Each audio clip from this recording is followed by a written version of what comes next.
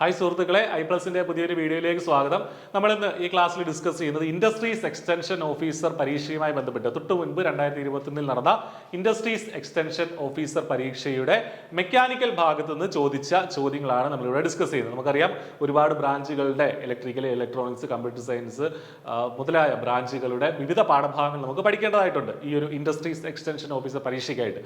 അപ്പോൾ അതിൽ നിന്ന് മെക്കാനിക്കൽ ഭാഗത്ത് നിന്ന് ചോദിച്ച 10 ചോദ്യങ്ങളാണ് നമ്മളിവിടെ ഇന്ന് ഡിസ്കസ് ചെയ്യുന്നത്. അപ്പോൾ നിങ്ങൾക്കൊരു ഏകദേശം ഒരു ധാരണ കിട്ടും ഏത് നിലവാരത്തിലുള്ള ചോദ്യമാണ് വരാൻ പോകുന്നതെന്ന്. പ്രത്യേകിച്ചും മറ്റ് ഒരുപാട് ബ്രാഞ്ചുകളിലുള്ള ആളുകൾ ഈ പരീക്ഷയ്ക്കായിട്ട് പഠിക്കേണ്ടതായിട്ടുണ്ട് അല്ലേ. അപ്പോൾ നമ്മൾ ഇതിൻ്റെ ഒരു നോട്ടിഫിക്കേഷൻ ഉടനെ തന്നെ എക്സ്പെക്ട് ചെയ്യുന്നുണ്ട്. ഈ ഒരു പരീക്ഷയ്ക്കായിട്ടുള്ള ഇന്റൻസീവ് ആയിട്ടുള്ള കോച്ചിങ് വളരെ ചെറിയൊരു ഫീസിൽ ഐപ്ലസ് പ്രൊവൈഡ് ചെയ്യുന്നുണ്ട്. അപ്പോൾ നിങ്ങൾക്ക് കോച്ചിങ്ങിൽ ജോയിൻ ചെയ്യാൻ താല്പര്യമുണ്ടെങ്കിൽ വീഡിയോ ഡിസ്ക്രിപ്ഷനിൽ കോഴ്സിന്റെ ഡീറ്റെയിൽസും മറ്റു കാര്യങ്ങളൊക്കെ കൊടുത്തിട്ടുണ്ട്, നിങ്ങൾക്ക് എൻറോൾ ചെയ്യാം. അപ്പോൾ നമുക്ക് ടോപ്പിക്കിലേക്ക് വരാം. നമുക്ക് ആദ്യത്തെ ചോദ്യം, കഴിഞ്ഞ തവണത്തെ പരീക്ഷയിൽ ഉണ്ടായിരുന്ന ആദ്യത്തെ ചോദ്യം, മെക്കാനിക്കൽ ഭാഗത്തു നിന്നുണ്ടായിരുന്ന ഒരു ചോദ്യം നമുക്ക് നോക്കാം. The reversible engine has thermal efficiency of 20%. What will be the COP if it is used as a refrigerator with other conditions unchanged? അതായത് ഹീറ്റ് പമ്പ് അതിന്റെ COP റെഫ്രിജറേറ്റർ. അപ്പൊ അതുമായി ബന്ധപ്പെട്ട ഒരു ചോദ്യമാണെന്ന് നമുക്ക് മനസ്സിലായി അല്ലെ. സിമ്പിൾ ആയ ഒരു ബേസിക് ആയിട്ടുള്ള ഒരു ചോദ്യമാണ്, വലിയ കോംപ്ലിക്കേറ്റഡ് ആയിട്ടുള്ള ചോദ്യമൊന്നും അല്ല ഇത്. അപ്പൊ തെർമൽ എഫിഷ്യൻസി എത്രയാണെന്ന് പറഞ്ഞിരിക്കുന്നത് 20% അല്ലെ. അപ്പോൾ COP കോഎഫിഷ്യന്റ്, COP എന്ന് പറഞ്ഞാൽ എന്താണ്? Coefficient of performance. അപ്പൊ COPക്ക് ഒരു ഇക്വേഷൻ എന്താണ്? കോഎഫിഷ്യന്റ് ഓഫ് പെർഫോമൻസിന്റെ equation COP is a reciprocal of thermal efficiency. Thermal എഫിഷ്യൻസിയുടെ റെസിപ്രോക്കൽ ആണ് COP ഓഫ് ഹീറ്റ് പമ്പ് അല്ലെങ്കിൽ ഹീറ്റ് എഞ്ചിൻ എന്ന് നമ്മൾ പറയുന്നത് കേട്ടോ. ഇതിൽ ഹീറ്റ് എഞ്ചിന്റെ കാര്യമാണ് ഈ പറയുന്നത്. അപ്പൊ COP of heat engine is the reciprocal of thermal efficiency, that is 1/η. Eta എന്ന് പറഞ്ഞാൽ തെർമൽ എഫിഷ്യൻസിയെ നമ്മൾ ഡിപിക്ട് ചെയ്യുന്ന ആ ഒരു ടേം ആണ്, അല്ലെങ്കിൽ എഫിഷ്യൻസിയെ ഡിപിക്ട് ചെയ്യുന്ന ടേം ആണ്. അപ്പോൾ അത് 20% എന്ന് പറഞ്ഞാൽ അത് എന്താണ്? 0.2 അല്ലേ. 20% എന്ന് പറഞ്ഞാൽ 0.2 അല്ലേ. 0.2 1/0.2 എന്ന് പറഞ്ഞാൽ എത്ര വരും? 1 രണ്ടും മേളിലും താഴെ 10 കൊണ്ട് മൾട്ടിപ്ലൈ ചെയ്താൽ 10/2 എന്ന് വരും. That will be equal to 5 ആണ് ഇതിന്റെ COP. അപ്പൊ COP ഓഫ് ഹീറ്റ് എഞ്ചിൻ നമുക്ക് എത്ര കിട്ടി? 5 എന്ന് കിട്ടി. ഇനി മറ്റൊരു ഇക്വേഷൻ ഉണ്ട്, COP of refrigerator equal to COP of heat pump അല്ലെങ്കിൽ ഹീറ്റ് എഞ്ചിൻ -1. ഇങ്ങനെ ഒരു ഇക്വേഷൻ ഉണ്ട്. ഇത് നമ്മൾ സാധാരണ പഠിക്കുന്നതാണ്. COP പഠിക്കുമ്പോൾ ജനറലി റെഫ്രിജറേഷൻ ഉൾപ്പെടെയുള്ള ടോപ്പിക്കുകൾ നമ്മളത് പഠിക്കാറുണ്ട്. തെർമോഡൈനാമിക്സിൽ ബേസിക് ആയിട്ട് പഠിക്കാറുണ്ട്. റെഫ്രിജറേഷനിലല്ല, തെർമോഡൈനാമിക്സിലാണ് ഏറ്റവും ബേസിക് ആയിട്ട് നമ്മൾ സെക്കൻഡിലൊക്കെ പറഞ്ഞു കഴിഞ്ഞിട്ട് പഠിക്കാറുണ്ട്. അപ്പോൾ ഇതിൽ നിന്ന് ഡയറക്റ്റ് ആയിട്ട് നമുക്ക് കിട്ടും. നമ്മൾ ചോദിച്ചിരിക്കുന്നത് COP ഓഫ് റെഫ്രിജറേറ്ററിലാണ് ചോദിച്ചിരിക്കുന്നത്. അതെ, അപ്പോൾ ഇവിടെ നമ്മൾ സബ്സ്റ്റിറ്റ്യൂട്ട് ചെയ്യാം 5 - 1 എന്ന് പറഞ്ഞാൽ ദാറ്റ് ഈസ് ഈക്വൽ ടു 4. 4 ഓപ്ഷനിലുണ്ടോ? 4 ഓപ്ഷനിലുണ്ട്. Option C 4 is the right answer. Option C 4 is the right answer. അപ്പോൾ ഇത് കറക്റ്റ് ആയിട്ട് നമുക്ക് കിട്ടി. Option C 4 is the right answer. രണ്ടാമത്തെ ചോദ്യത്തിലേക്ക് പോകാം. The component which is not always in contact with flywheel is. അപ്പൊ ഇത് എന്തുമായി ബന്ധപ്പെട്ട ചോദ്യമാണ്? ഫ്ലൈ വീലൊക്കെ വരുന്ന അതുമായി ബന്ധപ്പെട്ട ഒരു ചോദ്യമാണ്. അപ്പൊ അത് ഓട്ടോമൊബൈലിന്റെ പാർട്സുമായി ബന്ധപ്പെട്ട IC എഞ്ചിൻസിന്റെ കമ്പോണൻസുമായിട്ടൊക്കെ ബന്ധപ്പെട്ട് വരുന്ന ചോദ്യമാണ്. Crank shaft, friction plate, pressure plate, clutch cover. അപ്പോൾ ഇത് ക്ലച്ചുമായി ബന്ധപ്പെട്ട ചോദ്യമാണെന്ന് ഓപ്ഷൻ വായിച്ചത് നമുക്ക് മനസ്സിലായി അല്ലേ. കാരണം ക്ലച്ചുമായി ബന്ധപ്പെട്ട വിവിധ ഭാഗങ്ങളാണ് ഇവിടെ കൊടുത്തിരിക്കുന്നത്. Clutch cover, pressure plate, friction plate എന്നൊക്കെ പറഞ്ഞാൽ അതെന്താണ്? അത് ക്ലച്ചുമായി ബന്ധപ്പെട്ട പാർട്സ് ആണ്. അപ്പോൾ ഫ്ലൈ വീൽ എന്ന് പറഞ്ഞാൽ എന്താണ്? IC എഞ്ചിനിൽ നിന്ന് ക്രാങ്ക് ഷാഫ്റ്റ് വന്ന് ക്രാങ്ക് ഷാഫ്റ്റിൽ നിന്ന് പവർ ഔട്ട്പുട്ട് പുറത്തേക്ക് പോകുന്ന ഒരു ഭാഗമാണ് എന്ന് പറയുന്നത് ഫ്ലൈ വീൽ എന്ന് പറയുന്നത് അല്ലേ. ഫ്ലൈ വീലിൽ നിന്ന് പിന്നീട് ട്രാൻസ്മിഷനിലേക്ക് പോകുന്നത് എങ്ങനെയാണ്? ക്ലച്ചിന്റെ എൻഗേജ്മെന്റും ഡിസെൻഗേജ്മെന്റും അനുസരിച്ചാണ് അല്ലേ. അപ്പോൾ അതുകൊണ്ട് തന്നെ ഈ ഫ്ലൈ വീലുമായിട്ട് എപ്പോഴും കോൺടാക്ട് ചെയ്യാത്ത പാർട്ട് ഏതാണെന്നാണ് ചോദിച്ചിരിക്കുന്നത്. ക്രാങ്ക് ഷാഫ്റ്റ് ആണോ? ക്രാങ്ക് ഷാഫ്റ്റ് എപ്പോഴും ഫ്ലൈ വീലുമായിട്ട് കണക്റ്റഡ് ആണ്. ഫ്രിക്ഷൻ പ്ലേറ്റ് എന്ന് പറഞ്ഞാൽ അതിന്റെ മറ്റൊരു പ്ലേറ്റ് എന്താണ്? Clutch plate. അപ്പൊ ക്ലച്ചിന്റെ വർക്കിംഗ് ബേസിക് ആയിട്ടൊരു ധാരണ ഉണ്ടെങ്കിൽ മാത്രമേ, ബേസിക് ആയിട്ട് ആ ക്ലച്ചിന്റെ ഡയഗ്രം അറിഞ്ഞാൽ മാത്രം മതി, എങ്കിൽ മാത്രമേ നമുക്ക് ഇതിന് ആൻസർ ചെയ്യാൻ പറ്റുള്ളൂ. പ്രഷർ പ്ലേറ്റ് എന്ന് പറഞ്ഞാൽ അത് നമ്മുടെ ഇതില് ഏതുമായിട്ട്, നമ്മുടെ ഫ്ലൈ വീലില് സ്പ്രിങ്ങുമായിട്ട്, ഫ്ലൈ വീലിന്റെ ക്ലച്ച് കവറുമായിട്ട് ചേർത്ത് വെച്ച് സ്പ്രിങ്ങുമായിട്ട് മൗണ്ടഡ് ആണ്. സ്പ്രിങ്ങുമായിട്ട് എപ്പോഴും ടച്ചിലിരിക്കുന്ന ഒരു സംഗതിയാണ് പ്രഷർ പ്ലേറ്റ് എന്ന് പറയുന്നത്. ക്ലച്ച് കവർ എന്ന് പറയുന്നതും എന്താണ്? അത് ഫ്ലൈ വീലില് ആണ് മൗണ്ട് ചെയ്ത് വെച്ചിരിക്കുന്നത്. അപ്പോൾ ഇവിടെ ഫ്ലൈ വീലുമായിട്ട് എപ്പോഴും ടച്ച് ഇല്ലാത്തത് ഏതിന് മാത്രമേ ഉള്ളൂ? ഫ്രിക്ഷൻ പ്ലേറ്റ് അല്ലെങ്കിൽ clutch plate, which is not always in contact എന്ന് പറയുന്നത്. അതായത് ഇടയ്ക്കിടയ്ക്ക് മാത്രമേ എൻഗേജ്, അതായത് ക്ലച്ച് എൻഗേജ് ചെയ്യുമ്പോൾ മാത്രമേ ക്ലച്ച് പ്ലേറ്റും ഫ്ലൈ വീലും തമ്മിൽ എന്തുണ്ടാവുള്ളൂ? അവിടെ ഒരു കോൺടാക്ട് ഉണ്ടാവുള്ളൂ അല്ലേ. അപ്പോൾ അതുകൊണ്ടാണ് നമ്മൾ ഇതിനെ എന്തെന്ന് പറയുന്നത്? ഈ പറഞ്ഞ ക്ലച്ച് പ്ലേറ്റ് അല്ലെങ്കിൽ ഫ്രിക്ഷൻ പ്ലേറ്റ് ഫ്ലൈ വീലുമായിട്ട് എപ്പോഴും കോൺടാക്ട് ഇല്ലാത്തെന്ന് പറയുന്നത്. അപ്പോൾ answer is option B. Option B friction plate is the right answer. അപ്പോൾ ഇതാണ് ഒരു ക്ലച്ചിന്റെ ഒരു ഡയഗ്രം ആണ് നമ്മളിവിടെ കാണിച്ചിരിക്കുന്നത്. അപ്പോൾ ഇവിടാണ് ഡ്രൈവിംഗ് ഷാഫ്റ്റ്, ഇവിടാണ് ഫ്ലൈ വീലാണ് കാണിച്ചിരിക്കുന്നത്. അതിലാണ് ക്ലച്ചിന്റെ കവർ മൗണ്ട് ചെയ്ത് വെച്ചിട്ടുണ്ട്, clutch plate clutch cover mount ചെയ്ത് വെച്ചിട്ടുണ്ട്. അതിൽ നിന്ന് സ്പ്രിങ്ങുമായിട്ട് ചേർത്ത് വെച്ചിട്ടാണ് ഇവിടെ പ്രഷർ പ്ലേറ്റ് ഇരിക്കുന്നത്, സ്പ്രിങ്ങുമായിട്ട് അറ്റാച്ച് ചെയ്യുന്ന പ്രഷർ പ്ലേറ്റ് ഇരിക്കുന്നത്. അപ്പോൾ ക്ലച്ച് നമ്മൾ ചവിട്ടുന്ന അനുസരിച്ച് ഇത് കണ്ടില്ലേ, ക്ലച്ച് പ്ലേറ്റ് ഫ്ലൈ വീലുമായിട്ട് എപ്പോഴും കണക്റ്റഡ് അല്ല. നമ്മൾ ക്ലച്ച് ആവശ്യാനുസരണം മാത്രമേ കണക്റ്റഡ് ആവുകയുള്ളൂ. അപ്പോൾ ഇവിടെ ആൻസർ വരുന്നത് ഫ്രിക്ഷൻ പ്ലേറ്റ്. ക്ലച്ച് പ്ലേറ്റിന് മറ്റൊരു പേരാണ് ഫ്രിക്ഷൻ പ്ലേറ്റ് എന്ന് നമ്മൾ പറയുന്നത്. ഓക്കെ, മൂന്നാമത്തെ ചോദ്യം സിമ്പിൾ ആയ ഒരു ചോദ്യമാണ്. Draft tube is not mandatory for the following turbine. Draft tube mandatory അല്ലാത്തത് ഏതാണ്? ഇതിൽ ഏത് ടർബൈൻ ആണ് ഡ്രാഫ്റ്റ് ട്യൂബ് മാൻഡേറ്ററി അല്ലാത്തതാണ് ചോദ്യം. Francis turbine, Pelton turbine, Kaplan turbine, Deriaz turbine.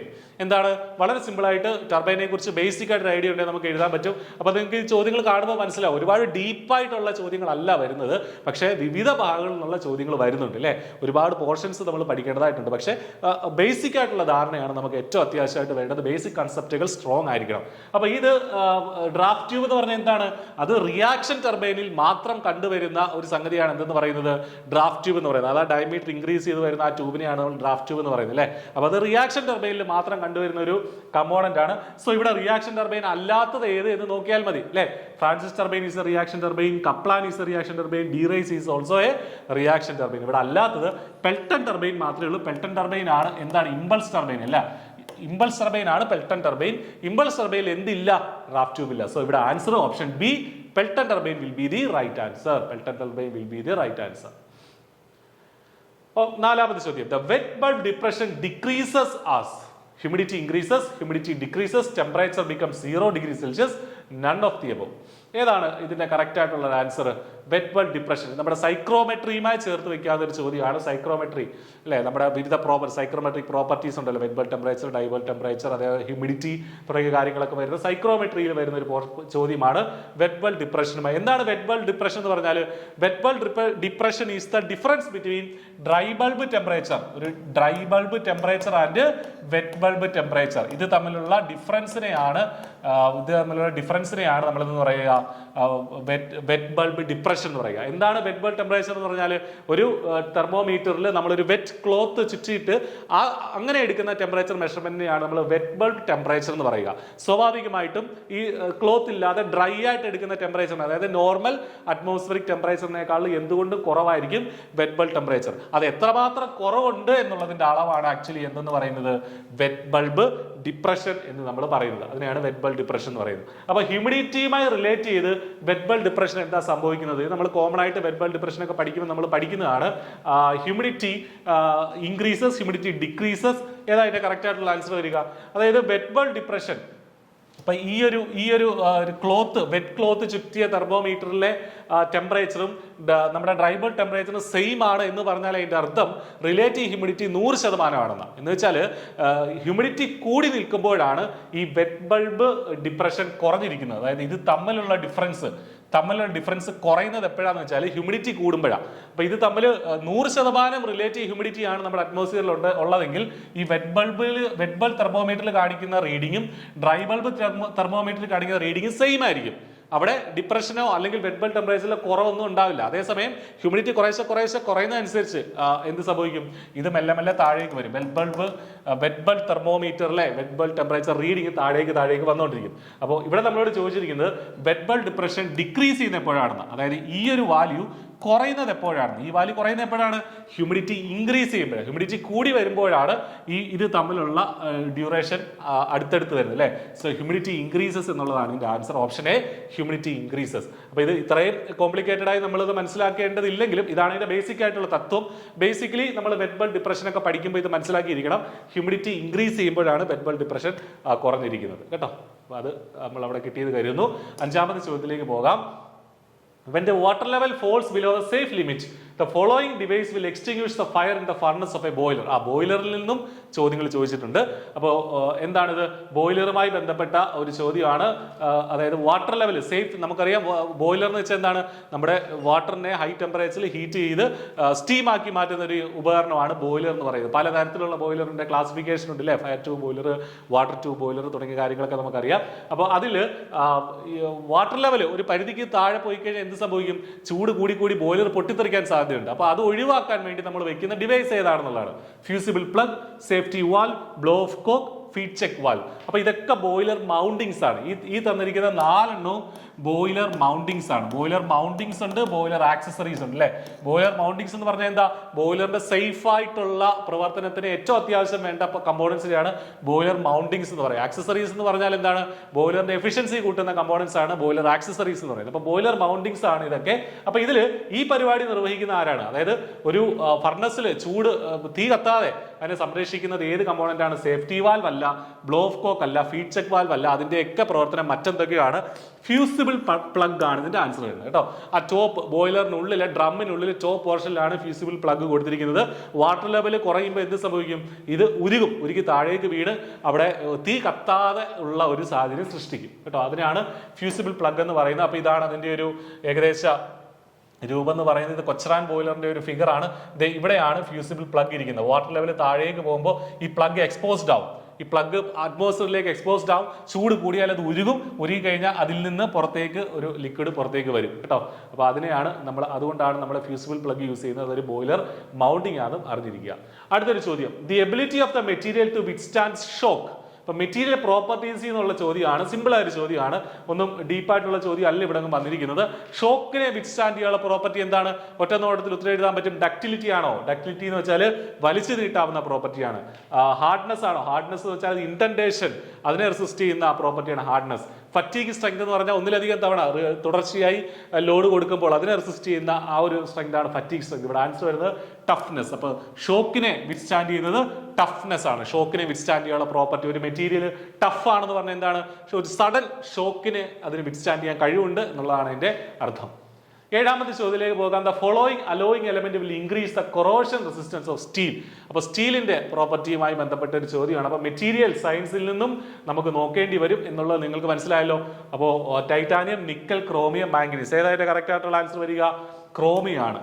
Chromium. അപ്പോൾ കൊറോഷൻ കുറയ്ക്കാനായിട്ട് സ്റ്റീലിനൊപ്പം ആഡ് ചെയ്യുന്ന, സ്റ്റീലിന്റെ മാനുഫാക്ചറിങ്ങിൽ നമ്മൾ ആഡ് ചെയ്യുന്ന എലമെന്റ് ആണ് ക്രോമിയം കേട്ടോ. കൊറോഷൻ, അതിന്റെ കൊറോഷൻ, അത് സ്റ്റീൽ കൊറോഡാവാതെ സൂക്ഷിക്കുന്നത് എന്താണ്? ക്രോമിയം എന്നുള്ള ആ ഒരു എലമെന്റ് ആണ് കേട്ടോ. എട്ടാമത്തെ ചോദ്യത്തിലേക്ക് പോകാം. The part use to support the core in the mould is called. അതായത് ബേസിക് ആയിട്ടുള്ള കാസ്റ്റിംഗിന്റെ ഫൗണ്ടറിയിൽ നിന്നുള്ള ഒരു ചോദ്യമാണിത്. കോറിനെ, ഒരു മോൾഡിനുള്ളിലെ കോറിനെ സപ്പോർട്ട് ചെയ്യുന്ന പാർട്ട് ഏതാണെന്നുള്ളത്? Chaplet, slick, lifter, binder. എന്താണ് കോർ എന്ന് പറഞ്ഞാൽ? എന്താണ് കോർ എന്ന് പറഞ്ഞാൽ നമുക്കറിയാം, ഒരു മോൾഡിനുള്ളിൽ ക്യാവിറ്റി ഉണ്ടാവും അല്ലെ? അവിടെയാണ് നമ്മുടെ എന്തുണ്ടാവുക? കാസ്റ്റിംഗ് ഉണ്ടാവുക. അതിനുള്ളിൽ, കാസ്റ്റിങ്ങിനുള്ളിൽ ക്യാവിറ്റി ക്രിയേറ്റ് ചെയ്യാനായിട്ട് നമ്മൾ കൊടുക്കുന്ന ആ ഒരു കമ്പോണന്റ് ആണ് കോർ എന്ന് പറയുന്നത് അല്ലെ? ആ കോറിനെ സപ്പോർട്ട് ചെയ്യാനായിട്ട് രണ്ട് സൈഡിലും ഒക്കെ സംഗതികൾ വെച്ചിട്ടുണ്ടാവും. അതിനെ നമ്മൾ വിളിക്കുന്ന പേരാണ് ചാപ്ലെറ്റ്. ചാപ്ലെറ്റ് കേട്ടോ, ചാപ്ലെറ്റ്. അപ്പൊ ബേസിക് ആയിട്ട് മോൾഡിങ്ങിന്റെ ബേസിക് കാര്യങ്ങൾ അറിഞ്ഞാലേ നമുക്ക് ഇതിന് ആൻസർ ചെയ്യാൻ പറ്റുള്ളൂ. ചാപ്ലെറ്റ് ആണ് ഇതിന്റെ ആൻസർ ആയിട്ട് വരിക കേട്ടോ. ചാപ്ലെറ്റ് ഇവിടെ കൊടുത്തിട്ടുണ്ട്. കോർ ഈ സെന്ററിൽ വരും. രണ്ട് സൈഡിലും കൊടുത്തിരിക്കുന്ന ആ ഒരു സംഗതി ഇവിടെ പൈപ്പ് ചാപ്ലെറ്റ് ഒക്കെ ഇവിടെ കൊടുത്തിട്ടുണ്ട്. അപ്പൊ അതിനെയാണ് ചാപ്ലെറ്റ് എന്ന് പറയുക.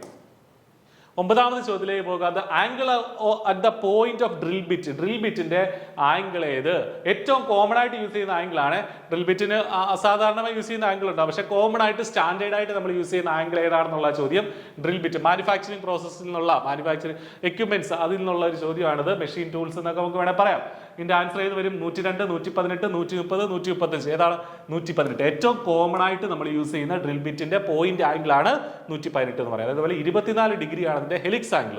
സ്റ്റാൻഡേർഡ് ആയിട്ട് യൂസ് ചെയ്യുന്ന ഹെലിക്സ് ആംഗിൾ 24 ഡിഗ്രിയാണ് കേട്ടോ.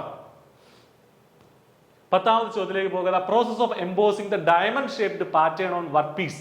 വർക്ക് പീസിൽ ഇങ്ങനെ ഡയമണ്ട് ഷേപ്പിൽ പാറ്റേൺസ് വരുന്ന അതിനെ എംബോസ് ചെയ്യുന്ന ആ ഒരു മാനുഫാക്ചറിങ് പ്രോസസ്സിനെ എന്താ പറയുക? ഡയമണ്ട് ഷേപ്പാണ്. ഡയമണ്ട് ഷേപ്പിൽ ഇങ്ങനെ ഇങ്ങനെ ഇങ്ങനെ ഏറ്റവും അവസാനം ഒരു ഫിനിഷിംഗ് പ്രോസസ്സിൽ ഇങ്ങനെ വരും. അതങ്ങനെ വരുന്ന ആ ഒരു മാനുഫാക്ചറിങ് പ്രോസസ്സിനെ പറയുന്ന പേരെന്താണ്?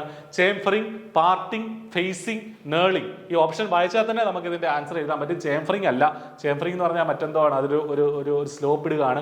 പാർട്ടിംഗ് അല്ല, ഫേസിംഗ് അല്ല. Answer is option D, knurling ആണ് ഇതിന്റെ ആൻസർ ആയിട്ട് വരുന്നത്. നേളിംഗ് ഡയമണ്ട് ഷേപ്പിലുള്ള പാറ്റേൺസ് എംബോസ് ചെയ്യുന്ന ആ ഒരു പ്രോസസ്സാണ് നേളിംഗ് എന്ന് പറയുന്നത്. അവസാനത്തെ ഒരു ചോദ്യത്തിലേക്ക് നമുക്ക് പോകാം. The octane number of following fuel is 100. Octane number, cetane number എന്നൊക്കെ പറഞ്ഞാൽ എന്താണ് ഒക്ടൈൻ നമ്പർ, സീറ്റൈൻ നമ്പർ എന്നൊക്കെ പറഞ്ഞാൽ അത് നമ്മുടെ ഫ്യൂവലിന്റെ ക്വാളിറ്റീനെയാണ് എന്തെന്ന് പറയുക?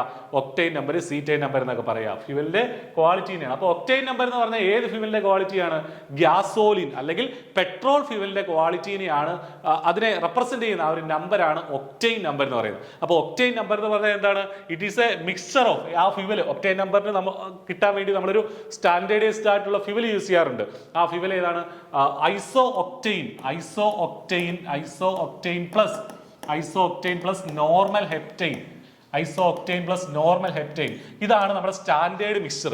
ഈ സ്റ്റാൻഡേർഡ് മിക്സ്ചറിന്റെ ഒക്ടൈൻ നമ്പരും അതുകൂടാതെ നമ്മൾക്ക് തന്നിട്ടുള്ള ഗിവൺ ഫ്യൂവലിന്റെ ഒക്ടൈൻ നമ്പർ നമ്മൾ കമ്പയർ ചെയ്തിട്ടാണ് നമ്മുടെ ഫ്യൂവലിന്റെ ഒക്ടൈൻ നമ്പർ കണ്ടെത്തുന്നത് കേട്ടോ. അപ്പൊ അതൊരു 0 to 100 വാല്യൂലായിരിക്കും ഇതുണ്ടാവുക, ഈ ഒക്ടൈൻ നമ്പർ ഉണ്ടാവുക. അപ്പൊ നമ്മളോടുള്ള ചോദ്യം ഇതിൽ ഏത് ഫ്യൂവലിനാണ് 100 ഒക്ടൈൻ നമ്പർ വരിക എന്നുള്ളതാണ്. അപ്പൊ ഈ സ്റ്റാൻഡേർഡ് ഫ്യൂവൽ പ്രിപ്പയർ ചെയ്തിരിക്കുന്ന ഏതെങ്കിലും ഒരു കമ്പോണന്റ് ആയിരിക്കും ആൻസർ നോർമൽ ഹെപ്റ്റൈൻ ആണോ ഐസോ ഒക്ടൈൻ ആണോ? ഏതാ കറക്റ്റ് ആൻസർ വരിക? ഐസോ ഒക്ടൈൻ ആണ്. ഓപ്ഷൻ ഡി ഐസോ ഒക്ടൈൻ ആണ് ഇതിന്റെ ആൻസർ ആയിട്ട് വരിക കേട്ടോ. അപ്പൊ ഐസോ ഒക്ടൈൻ ആണ്. ഇപ്പൊ ഒക്ടൈൻ നമ്പർ 100 എന്ന് പറഞ്ഞാൽ അതിന്റെ അർത്ഥം അത് ഐസോ ഒക്ടൈൻ ആയിരിക്കും എന്നുള്ളതാണ് അതിന്റെ മീനിങ് കേട്ടോ. അപ്പൊ നോർമൽ ഹെപ്റ്റൈൻ അല്ല, ബ്യൂട്ടൈനും അല്ല. സീറ്റൈൻ എന്ന് പറഞ്ഞാൽ എന്താണ്? അത് cetane number, cetane plus alpha methyl naphthalene ആണ് സീറ്റൈൻ നമ്പർ ഡിസൈഡ് ചെയ്യാൻ വേണ്ടി നമ്മൾ ഉപയോഗിക്കുന്ന മിക്സ്ചർ. അത് സീറ്റൈൻ നമ്പർ ഡീസൽ ഫ്യൂവലിനാണ് സീറ്റൈൻ നമ്പർ ഉള്ളത്. അതേസമയം ഒക്ടൈൻ നമ്പർ പെട്രോൾ ഫ്യൂവലിനാണ്. അപ്പൊ ഇത്രയും ചോദ്യങ്ങളാണ് നമുക്ക് ഇതുമായി ബന്ധപ്പെട്ട് നമുക്ക് ഡിസ്കസ് ചെയ്യാനുള്ളത്. അപ്പൊ ഇതൊക്കെ എന്താണ് നമ്മൾ വന്ന മെക്കാനിക്കൽ പോർഷനിൽ നിന്ന് കഴിഞ്ഞ തവണത്തെ ഇൻഡസ്ട്രീസ് എക്സ്റ്റൻഷൻ ഓഫീസർ പരീക്ഷയ്ക്ക് ചോദിച്ച ചോദ്യങ്ങളാണ്. ഈ പറഞ്ഞ ഇത്രയും 11 ചോദ്യങ്ങളും അതുമായി ബന്ധപ്പെട്ട ചോദ്യങ്ങളാണ്. അപ്പൊ ഇത് കണ്ടപ്പോൾ നിങ്ങൾക്ക് മനസ്സിലായത് ഒരുപാട് ഡീപ്പായിട്ടുള്ള ചോദ്യങ്ങളല്ല ചോദിച്ചിരിക്കുന്നത്. പക്ഷേ ബേസിക് ആയിട്ടുള്ള ഐഡിയ വേണം. ഒരുപാട് വാസ്റ്റ് ആയിട്ടുള്ള ഏരിയാസിൽ നിന്ന്, ഇവിടെ തന്നെ നോക്കിയാൽ ബോയിലറിൽ നിന്നും അതേപോലെ മാനുഫാക്ചറിങ് പ്രോസസ്സിൽ നിന്നും IC എഞ്ചിൻസിൽ നിന്നും ഓട്ടോമൊബൈൽ കമ്പോണൻസിൽ നിന്നും ഒക്കെയുള്ള ചോദ്യങ്ങൾ വന്നിട്ടുണ്ട്. അപ്പോൾ വാസ്റ്റ് ആയിട്ട് കുറച്ച് ടോപ്പിക്കുകളുണ്ട്. പക്ഷേ അതിന്റെ ബേസിക് ആയിട്ടുള്ള കാര്യങ്ങൾ പഠിച്ചാൽ മതി. ആ ബേസിക് ആയിട്ടുള്ള കാര്യങ്ങൾ കൃത്യമായിട്ട് മനസ്സിലാക്കുകയും വേണം കേട്ടോ. അപ്പോൾ ബാക്കിയുള്ള മറ്റ് വിഷയങ്ങളുടെ ക്വസ്റ്റ്യൻ ഡിസ്കഷൻസുമായിട്ട് നമുക്ക് വീണ്ടും അടുത്ത വീഡിയോകളിൽ കാണാം. താങ്ക്